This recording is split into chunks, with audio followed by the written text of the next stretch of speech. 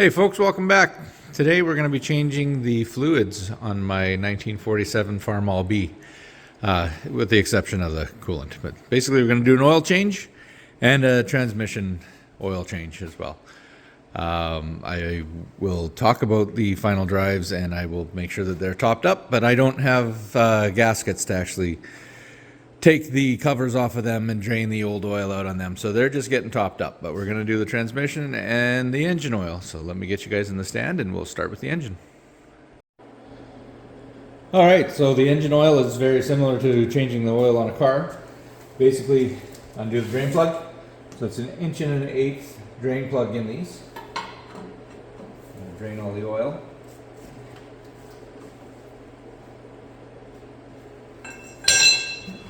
Now, unfortunately, because I have this mower underneath, I can't use a regular drain pan, but I think this 5-gallon pail will do the job.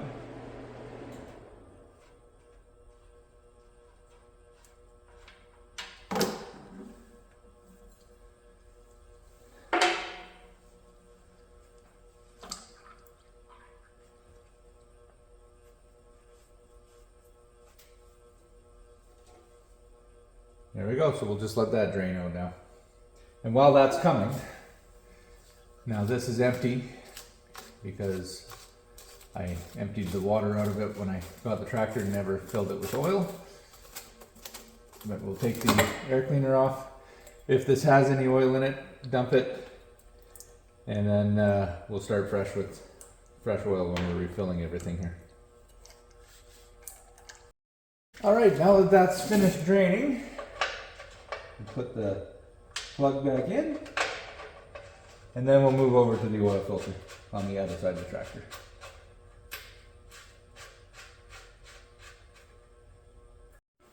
Alright, so on the other side of the tractor we have the oil filter housing, oil pressure gauge, and right here is the drain for it.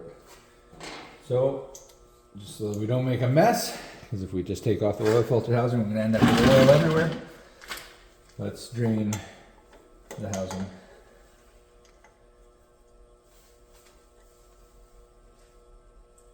And let's hope the pail lines up with it right here, because I don't have a lot of room to move it around.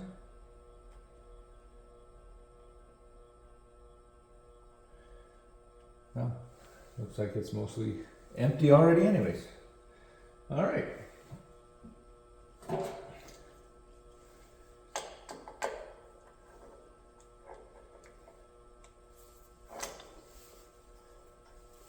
Well, removing the filter housings, simple. 1 bolt out the top, spark plug wire in the way, you can always remove it.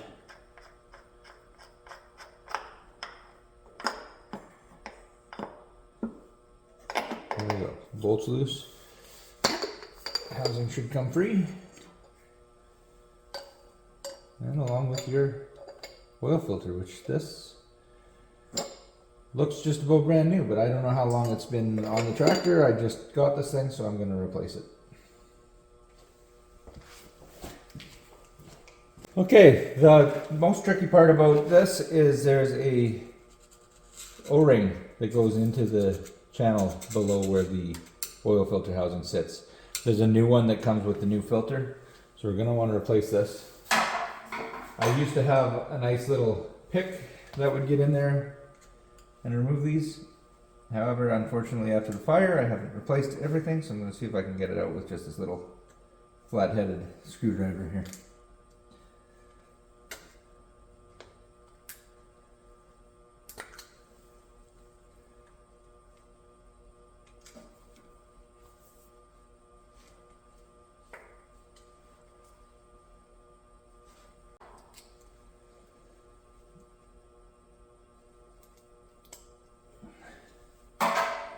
There we go. I don't have any real good words of wisdom on that one other than the smallest little screwdriver you can get. Just poke her in. It's a good thing we are replacing this. The rubber feels pretty hard.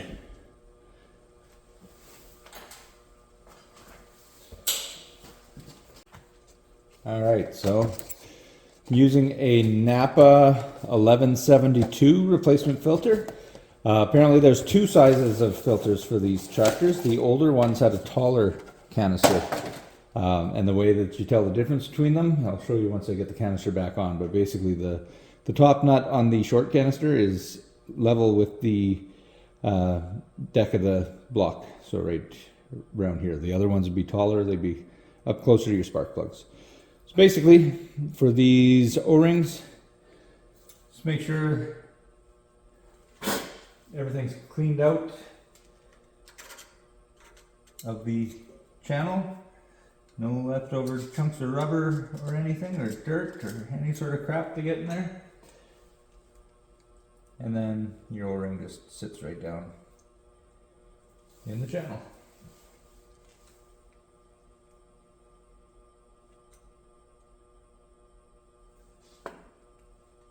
I like to make sure that it's seated properly before I put the housing back on,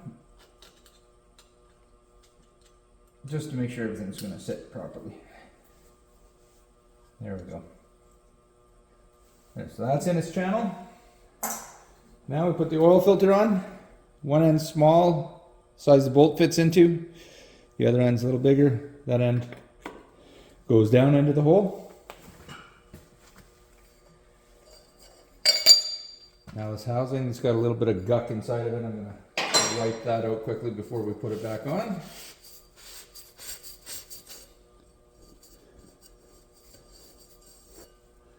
There we go. So that simply goes right back over top. It's on top of that rubber O-ring. And then your bolt goes right through center.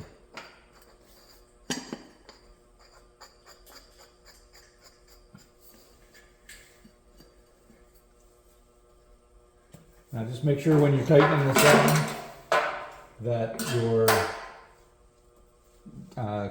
casing does sit right on that O-ring all the way around. It's not off on one side or the other. And it doesn't need to be torqued down too much. Just enough that it's compressing that ring. And also, don't forget to put your plug back in.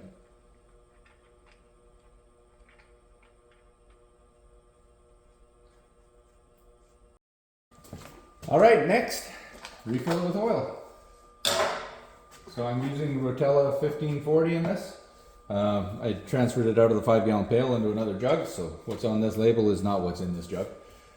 And according to tractor data, this engine should take 5 quarts, which is 4.7 liters, which is exactly the size of one of these full gallon jugs.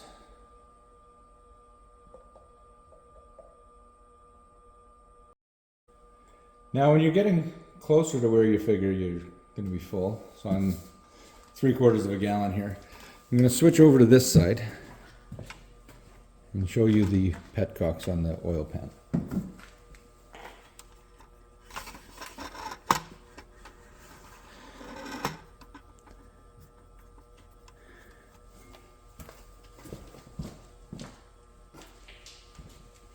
Now these are quite simple.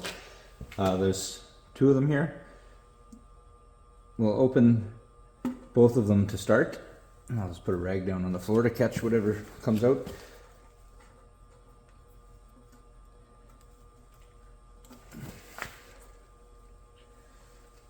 Ooh, second one's a little stuck. I'll get some pliers.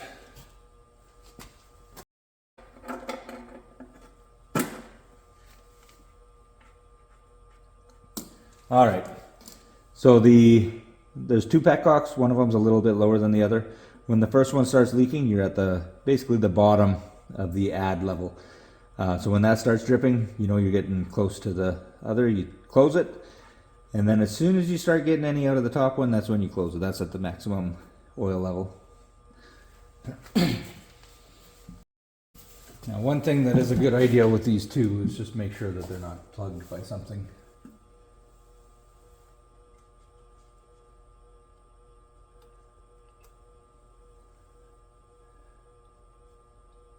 There you go. See, we're getting a couple of drops out of that one now.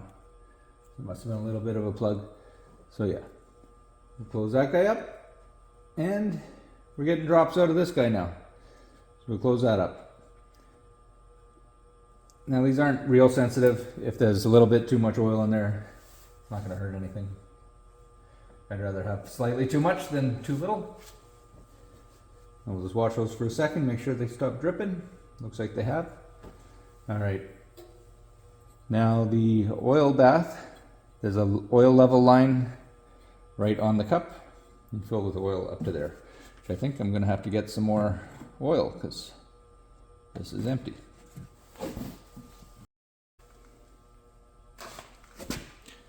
Okay, so this has been filled to its oil line in oil. We'll replace it on the bottom. Tighten it in place with the clamp.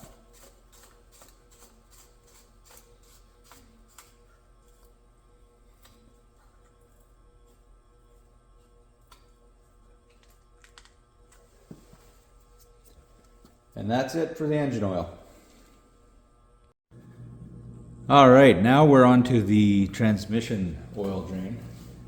Now mine's a little different because I've got this mower on here. Most of you will have your belt drive your PTO here. There is a plug here with what looks like a 1/2 inch square. So we'll get a breaker bar and we'll open that up.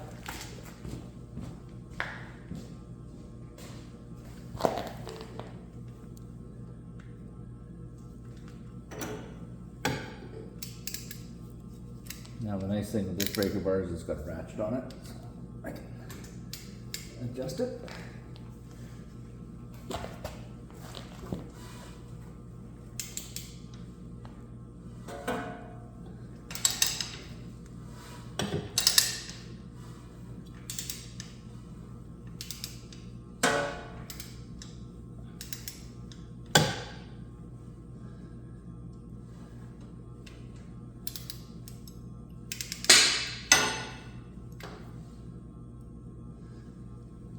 Now let's hope that this is going to hit the pail, otherwise I may have to do some quick moving here with the funnel.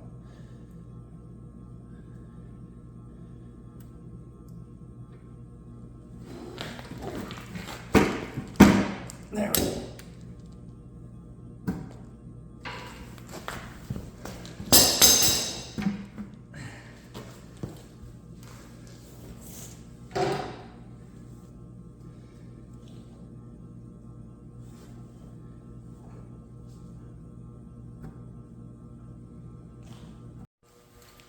Okay, now that that's done draining, let's put our plug back in.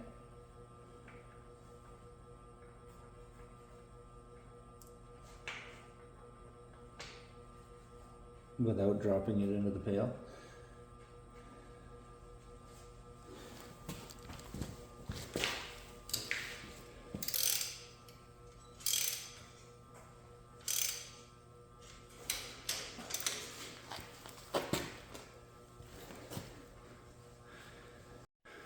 All right, now to refill is just going to be through this plug in front of your shifter. And the level plug is right here, right behind your brake linkage in a nice little spot to try and get at. So it's not actually that bad. But anyways, you open this, and then as you're pouring in the top, you wait until you see it start to trickle out here. Put the plug back in, and you're done.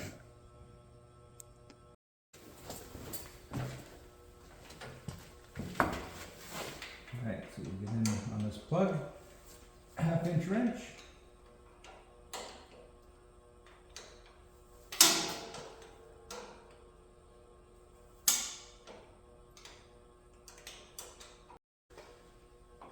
Pop open this guy.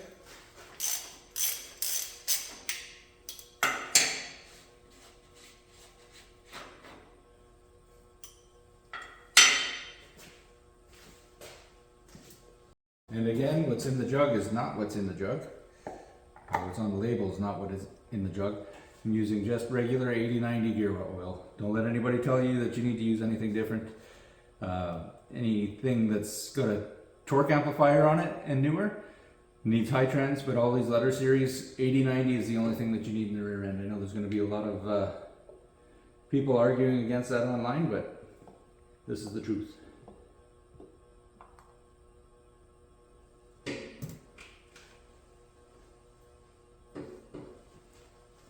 It's too big.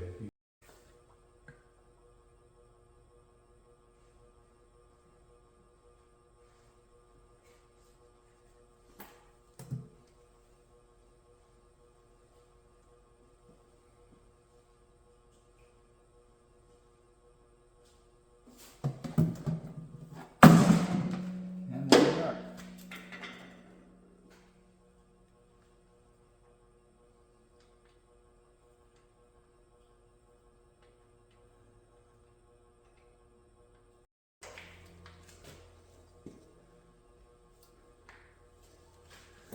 All right, so that took a jug as well. So it's the same amount of transmission oil as it did for engine oil. 4.7 liters or 5 quarts.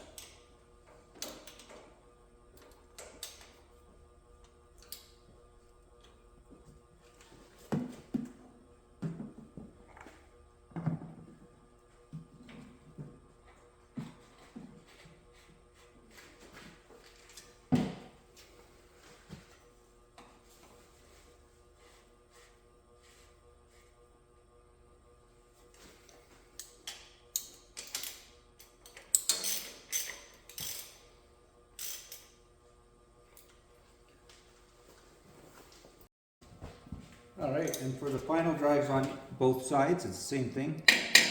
There's a plug right here. That's where you both check the level and fill it from. So I'm going to open it up. I don't have a gasket. Normally, in order to drain this, you would take this entire bottom pan off. I don't want to do that in case I ruin the gasket.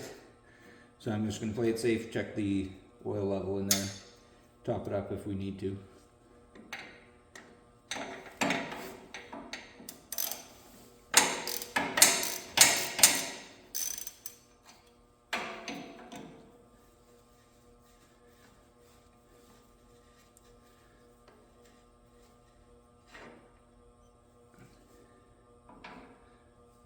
All right, and it looks like we need to.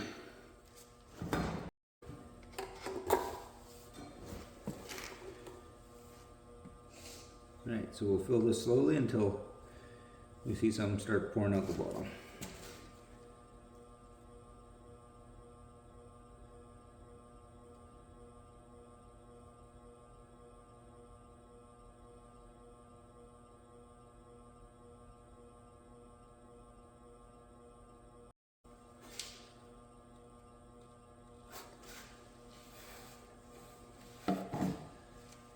There she is.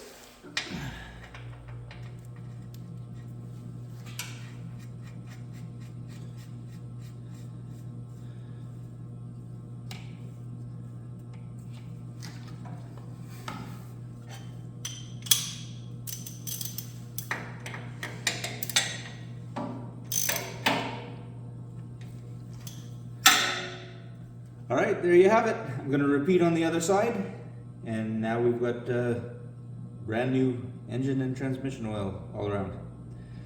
Thanks for watching. Like and subscribe if this was helpful, and I'll see you next time.